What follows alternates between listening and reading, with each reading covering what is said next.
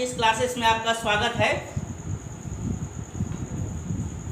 Students, प्रिय छात्रों, मेरी बात को ध्यान से देखो और सुनो। रॉयल फिश क्लासेस बांका की धरती पर बिहार में एक स्थान बनाए हुआ है और हमने लगातार 30 सालों से आपको सेवा दे रहा हूँ। इस क्लास की सबसे पहली विशेषता ये है कि आप सबसे पहले हैप्पी मूड में आ जाओ। हैप्पी मूड में आ जाओ। पढ़ाई किसे कहते हैं? पढ़ाई एक समझ है। पढ़ाई एक समझ है और आप समझ तभी विकसित कर पाओगे अपने आप में जब आप तुम खुशहाल रहोगे। मैं बता देता हूँ, स्पष्ट कर देना चाहता हूँ आपके बीच में कि 7 जन्म में आप नहीं भूलोगे। मेरी पढ़ाई एक ऐसी पढ़ाई है कि 7 जन्म में नहीं भूलोगे और किसी भी हालत में, किसी भी सूरत में आपको घर पे नहीं पढ़ना है। You have to remember only in the class. आप यही केवल याद रखोगे, यही समझोगे, यही बुझोगे। केवल पढ़ाई की बातों को कॉपी में लिखना है, तब लिखना है जब आप पूरी तरह से समझ जाओगे। परीक्षा की बात रही, परीक्षा में एक छात्र, एक स्टूडेंट अपनी भावना को, अपनी पढ़ाई के, अपनी समझ को उसी तरह से विकसित कर पाता है जिस तरह से वो समझता है। इसलिए ध्यान रहे कि क्लास में अटेंशन अगर आपका बढ़िया रहा तो आप हर बात को बढ़िया से समझोगे। और बढ़िया से क्या, एक फिजिक्स में एक बहुत बड़ी बात किया है कि आप अपना दिमाग मत लगाओ। अपना दिमाग मत लगाओ। फिजिक्स का कंसेप्ट कहता है उसे समझ डालो। आप अपनी दिमाग मत लगाओ। और अगर उसकी बात को समझ लो तो वो क्या कहता है, किसके बारे में कहता है, तो फिर यही याद हो जाएगा। रही परीक्षा की बात, तो परीक्षा में चुने गिने प्रश्न पूछे जाते हैं। जितने डिटेल्स की पढ़ाई रॉयल फिश क्लासेस में है उतना नहीं पूछा जाता है। चुने गिने प्रश्न पूछे जाते हैं जिसे आप आराम से उसको परीक्षा में लिख सकते हो।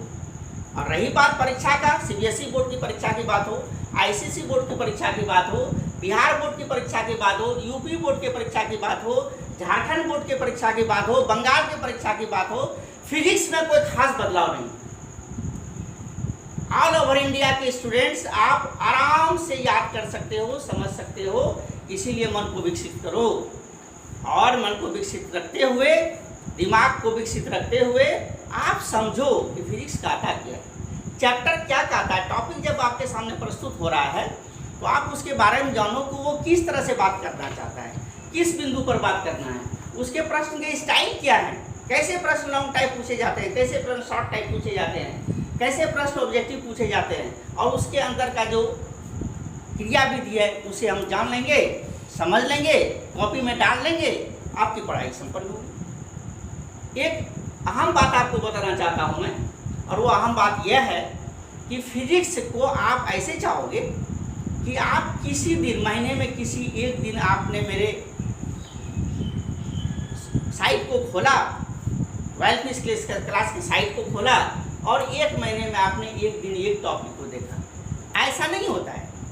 आप जब चैप्टर की बातों से शुरुआत करोगे, जहाँ से चैप्टर शुरू हो रहा है, टॉपिक शुरू हो रहा है, तो उसके शुरुआती वाले पॉइंट को आप देखो। उसमें एक तरह से परिचय किया गया है, डिस्क्रिप्शन किया है। उस प्लॉट, चैप्टर के अंदर जो प्लॉट है वो स्पष्ट किया हुआ है। इसीलिए उस चैप्टर के प्लॉट को, उसके अंदर की बातों को अगर आप समझ जाते हो और जैसे ही क्लास शुरू हो जाता है तो आपका, मान के चलिए हम कि टॉपिक 1 दे रहे हैं, टॉपिक 2 दे रहे हैं, टॉपिक 3 दे रहे हैं, टॉपिक 4 दे रहे हैं। अगर एक चैप्टर में हमने 4 क्लासेस को दिया और शुरुआती दौर की बातों को आपने समझ लिया तो स्टेप वाइज चलने के बाद आप चारों समझ जाओ। ऐसा नहीं होता है कि आपने मनगढ़ंत रूप में किसी दिन, एक दिन क्लास को, साइट को खोल लिया और खोलने के बाद आप चाहोगे किसी प्रश्न को समझना, तो नहीं समझ पाओगे। इसीलिए आपको हमेशा ध्यान रखना है इस बात का कि हम किसी चैप्टर के साइट को शुरुआती देखेंगे और शुरुआती में सारी बातों को डीप हम कर देंगे ताकि प्रश्न एकदम साफ दिखाई देता हो, टॉपिक साफ दिखाई देता हो, जितने पारिभाषिक शब्द हैं वो साफ दिखाई देता हो, और छोटी से छोटी बातों को भी हम रखने का प्रयास करेंगे। और आप सभी जानो कि मैं एस राज सर हिंदी में जितना स्पष्ट कर दूँगा उतना ही स्पष्ट हमारा इंग्लिश में है। हमारा कोई किताबी लैंग्वेज नहीं है, इसीलिए जितनी बातों को आप और हम समझते हो उन्हीं बातों को शॉर्ट करके लिखेंगे हम, ताकि आपको इंग्लिश में भी कोई प्रॉब्लम नहीं खड़ा होगा और हिंदी में भी कोई प्रॉब्लम नहीं खड़ा होगा। और जो स्टूडेंट्स, जो छात्र आप चाहोगे कि हम दोनों इंग्लिश हिंदी दोनों में पढ़ना चाहेंगे, तो आप आराम से दोनों लैंग्वेज में पढ़ सकते हो। और भविष्य में आप इंजीनियरिंग की तैयारी कर रहे हो, मेडिकल की तैयारी कर रहे हो, आप ऑनर्स की तैयारी कर रहे हो, तो आपको किसी तरह की परेशानी का सामना करना नहीं पड़ेगा, क्योंकि ऑनर्स क्लासेस के जो क्वेश्चंस होते हैं वो ज़्यादातर इंग्लिश मीडियम, हिंदी मीडियम में वो परेशानी खड़ा होगा। इसलिए उतना हिंदी मीडियम का क्लास रहते हुए भी हम उतना उसमें इंग्लिश डाल देंगे, ताकि आपको आगे चल के ग्रेजुएशन क्लास में कहीं कोई प्रॉब्लम खड़ा नहीं होगा। अगर आप इंजीनियरिंग की तैयारी करते हो तो वहाँ भी कोई प्रॉब्लम खड़ा नहीं होगा, आप मेडिकल की तैयारी करते हो वहाँ भी कोई प्रॉब्लम खड़ा नहीं होगा, और जनरल कंपटीशन में जहाँ फीस की ज़रूरत है वहाँ पर भी तैयारी करोगे तो आपको कोई प्रॉब्लम नहीं होगा। ध्यान रहे कि टॉपिक जो एक चैप्टर में बनेगा आपको शुरुआत से क्लास लेना है। ये हमारे रॉयल फिश क्लास का संदेश है। क्या आप बताओगे कि आप हैप्पी मूड में पढ़ना चाहते हो? हैप्पी मूड में पढ़ना चाहते हो? रेगुलर साइट देखोगे? क्लास में उपस्थित होगे? तो मैं आपको धन्यवाद देना चाहता हूँ इस स्टेज के माध्यम से, साइट के माध्यम से, कि आपको कोई प्रॉब्लम नहीं होगा। और मेरे क्लास में पढ़े हुए चीज को 1-2 दिन चल के 7 जन्म में नहीं भूलोगे। ये रॉयल फिश क्लासेस के शिक्षक यशराज का वादा आपके साथ है। चलिए मैं शुरुआत करना चाहता हूँ आज के क्लासेस को, और एक छोटा सा चैप्टर है जिसे परीक्षा में आराम से प्रश्न को लिख सकते हो तुम, और समझ भी सकते हो, और आप इंग्लिश हिंदी दोनों में लिख भी सकोगे। ये चैप्टर का नाम है प्रकाशीय यंत्र। प्रकाशीय यंत्र। आज आपको एक नया चैप्टर प्रकाशीय यंत्र, जिसे इंग्लिश में कहते हैं ऑप्टिकल इंस्ट्रूमेंट। क्या कहते हैं इंग्लिश में? Optical instrument. इसके बारे में बताना चाहता हूं। और आज ये प्रकाशीय यंत्र का पहला दिन है, इसीलिए हम चाहेंगे कि इस चैप्टर के अंदर में जितनी भी बातें हैं और जिस बिंदु के सहारे हम इस चैप्टर को आसानी से समझ सकते हैं, सरल से समझ सकते हैं, और इसके अंदर उठने वाले प्रश्न को भी हम सरल तरीके से समझ सकते हैं, आसानी से समझ सकते हैं, इन बातों की चर्चा भी आज हम इसे कर लेंगे। चर्चा भी कर लेंगे। Yes sir. और ध्यान रहे, मैं कहना चाहता हूं शुरुआती दौर में कि मुझे अंग्रेजी में बोलने की बीमारी है। किसमें बोलने की बीमारी है? इसीलिए अगर आपको क्लास लेते समय हिंदी मीडियम में क्लास चल रहा है और हम अगर इंग्लिश लैंग्वेज का प्रयोग करते हैं, तो आपको मजे से मन बना करके उसको ध्यान से सुनना है, ताकि सुनते सुनते भी बहुत सारी बातें आपको याद हो जाए। इस बात का ध्यान रखना है। और अगर आप हेडलाइंस इंग्लिश में लिखते हो, कंसेप्ट को इंग्लिश लाइन में लिखते हो, डायग्राम में जो वर्ड्स आएंगे उसको भी इंग्लिश हिंदी में लिखते हो, तो आप मानो कि मोर देन 50% इंग्लिश ऐसे ही आपका हो जाएगा। ठीक है, तो चलिए बात करना चाहेंगे हम प्रकाशीय यंत्र के बारे में आज के क्लासेस में। आपको स्पष्ट रूप से बता दूं कि प्रकाशीय यंत्र में केवल 2 ही शब्द का अध्ययन किया जाता है। कितने शब्द का अध्ययन किया जाता है? 2 शब्द का अध्ययन किया जाता है, और वह 1 नंबर में आपका है सूक्ष्मदर्शी। बताएं क्या है? सूक्ष्मदर्शी। और इंग्लिश में इसको क्या कहते हैं हम? माइक्रोस्कोप। क्या कहते हैं इसको हम? माइक्रोस्कोप। और दूसरा हमारा शब्द है जिसे हम बोलते हैं दूरबीन। क्या बोलते हैं इसको? दूरबीन या दूरदर्शक। क्या बोलते हैं उसको? दूरदर्शक। दूरबीन कहो या दूरदर्शक कहो, दूरदर्शक का मतलब है कि वह साधन जो दूर की स्थित वस्तु को भी दिखा सकता है। और इंग्लिश में इसको बोलते हैं टेलीस्कोप। क्या बोलते हैं इसको? टेलीस्कोप। आप फिल्म में देखे होंगे, सीरियल में देखे होंगे, जब कोई देखने वाला ऑब्जर्वर दूर की वस्तु साफ नहीं दिखाई पड़ती है तो वो तुरंत टेलीस्कोप लगा लेता है और दूर से ही देख लेता है, एकदम पूरा एकदम क्लियर दिखाई देता है। पहाड़ी के किनारे गांव है, वहां कोई चीज है, आप 100 मीटर पे हो, 200 मीटर पे हो, और जैसे ही टेलीस्कोप लगाते हो वहां की वस्तु एकदम साफ दिखाई पड़ती है। रोड पर कोई चल रहा है तो वो साफ दिखाई दे रहा है, कोई जानवर चल रहा है तो साफ दिखाई पड़ता है। तो ऐसे चीजों को आपने देखा होगा।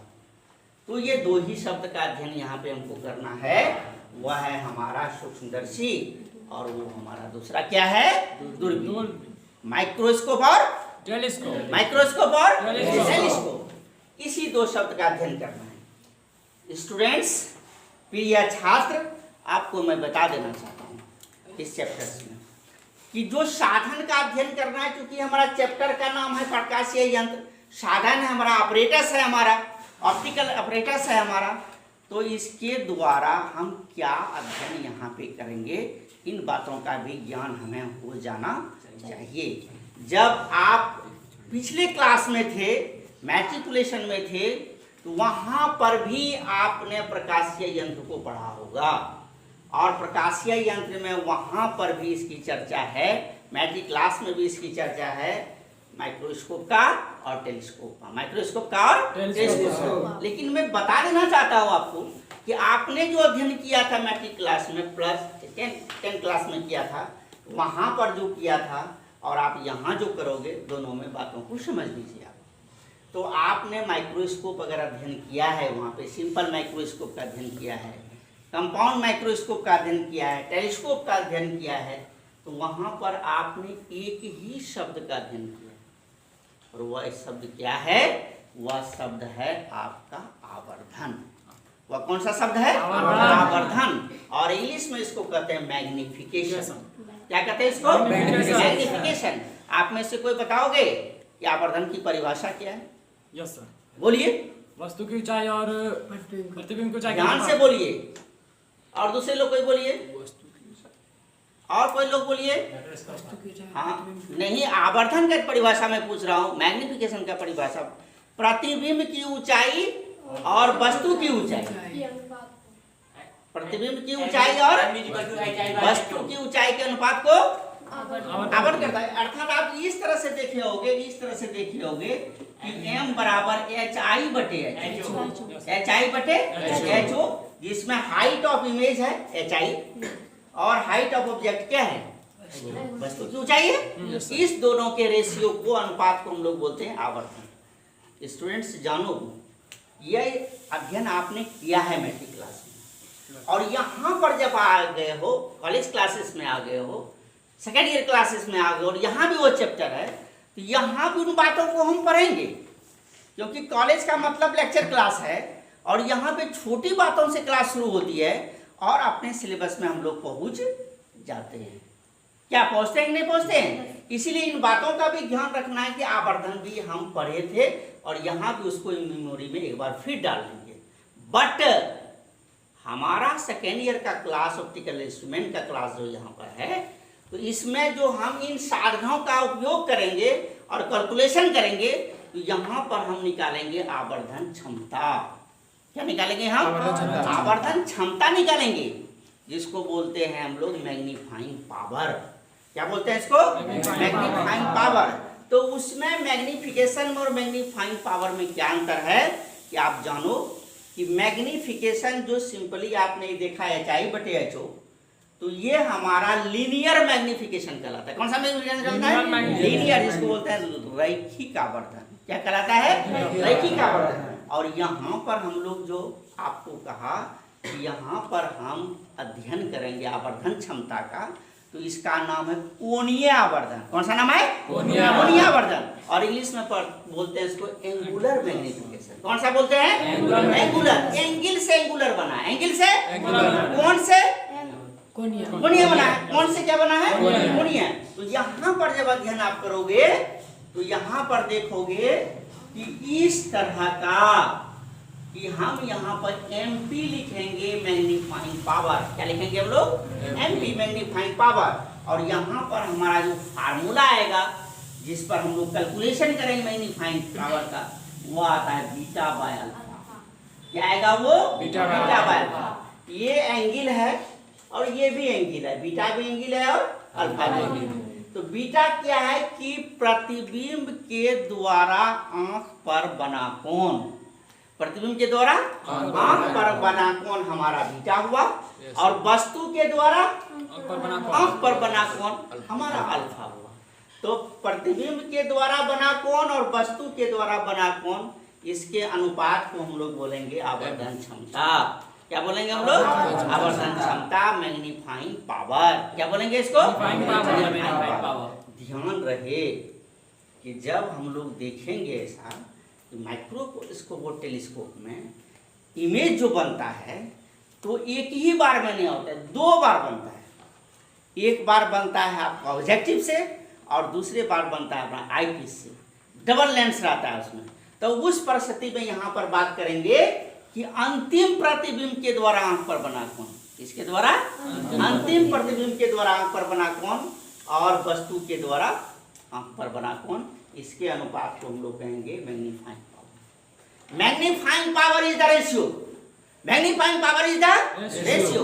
Angle made at I, angle made at I by the image, angle made at I by the image and angle made at I by the object, it is the ratio, it is the ratio. This is called magnifying power. This is called Magnifying power. and this is also called angular magnification. This is also called angular magnification. बातें समझ में आ रही है? Yes, sir. तो इसी magnifying power का calculation हम इस पूरे चैप्टर में करेंगे। इस चैप्टर में करेंगे, इस चैप्टर में हम लोग करेंगे। अर्थात हमारा कैलकुलेशन का मुद्दा क्या होगा? आवर्धन क्षमता। क्या मुद्दा होगा हमारा? आवर्धन। सिंपल माइक्रोस्कोप का भी हम आवर्धन क्षमता का मान निकालेंगे। मेरी बात समझ में आ रही है? Yes sir. कंपाउंड माइक्रोस्कोप का भी मैग्नीफाइंग पावर निकालेंगे और टेलीस्कोप का भी मैग्नीफाइंग पावर निकालेंगे। अर्थात हमारा कैलकुलेशन क्या होगा? एमपी बराबर बीटा होगा। एमपी बराबर बीटा बराबर। ये मध्य प्रदेश है मैग्नीफाइंग पावर है। मैग्नीफाइंग पावर क्या है? Magnifying power. Magnifying power. भूलोगे कि याद रखोगे? याद रखेंगे सर। कितने साल तक याद रखोगे? 7 साल। हाँ? कितने दिन तक? भूल जाएगा सुबह में? नहीं सर। शाम में भूल जाएगा? नहीं सर। कि हमारा ऑप्टिकल इंस्ट्रूमेंट का जो क्लास है, सिंपल माइक्रोस्कोप का क्या निकालेंगे? क्या निकालेंगे? Magnifying power. कंपाउंड माइक्रोस्कोप का क्या निकालेंगे? Magnifying power. टेलीस्कोप का क्या निकालेंगे? Magnifying power. हमेशा कैलकुलेशन किसका करेंगे? Beta by alpha. Beta by alpha. तो क्या हम मैग्निफिकेशन को भूल जाएंगे? नहीं सर। HI बटे HO। HI बटे HO। याद रहेगा? Yes sir. इन्हीं चंद शब्दों के साथ में आज का क्लास यहीं पर ड्रॉप होता है। फिर अगले टॉपिक्स में हम डालेंगे।